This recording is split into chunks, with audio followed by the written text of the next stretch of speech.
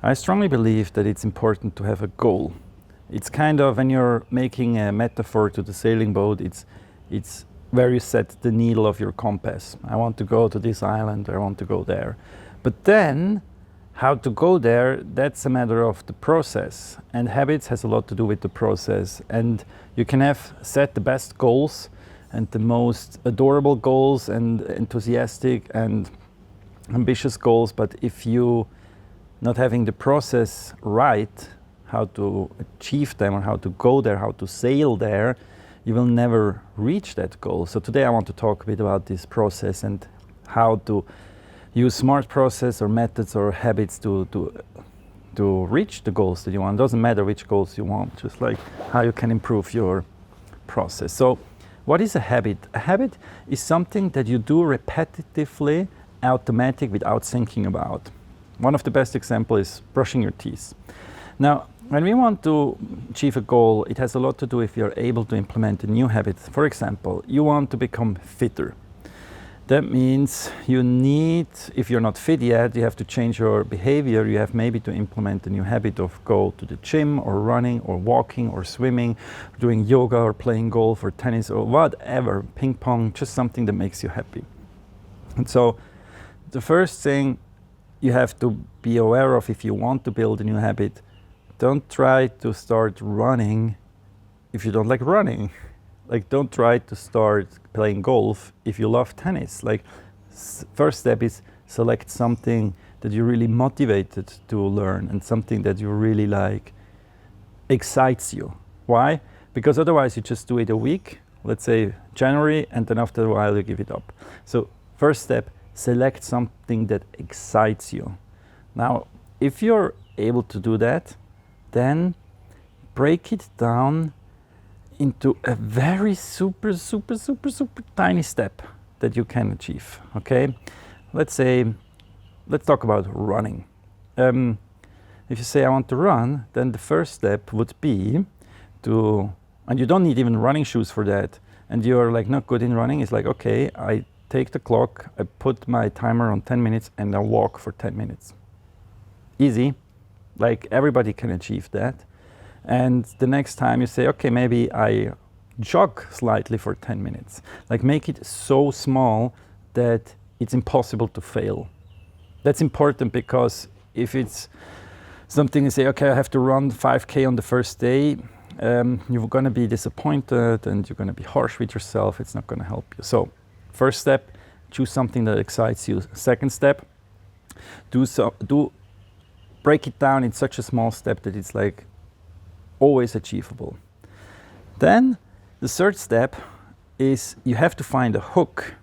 You have to find a trigger, because it's not easy that we just start running or we just start eating healthy or we change our behavior. You have to find something that reminds you of this habit. For running, what you could do is, for example, place the running shoes in front of your door the evening before you go running. So in the morning when you wake up and you see the shoes, like, okay, this is something I wanted to do, that's the hook. Running shoes means running. I know people that have at home, they have like this bar in the between the frame of the door frame.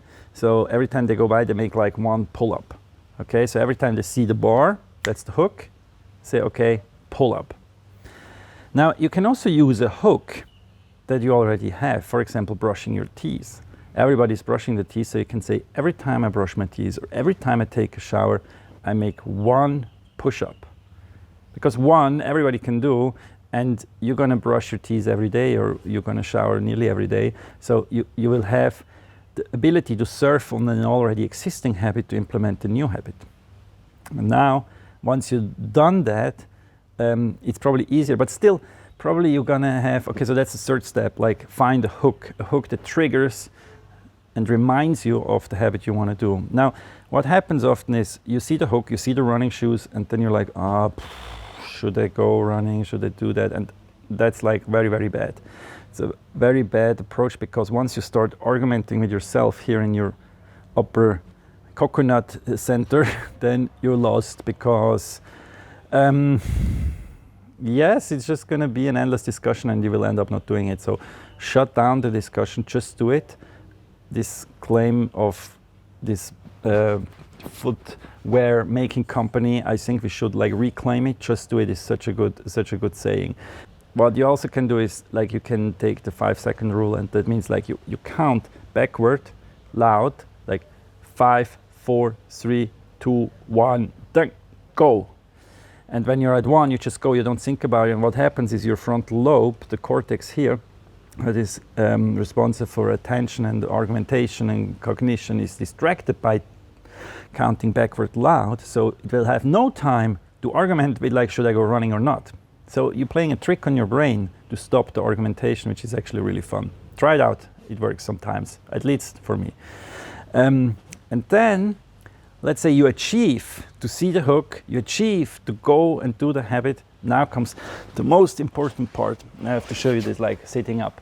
Okay, so once you did it, and once you made the habit roll, what you have to do is you have to give yourself some love, some positive reinforcement, some reward. So what you can do is like you hold your hand like this, and then once like do it like now when you're watching the video. Just trust me.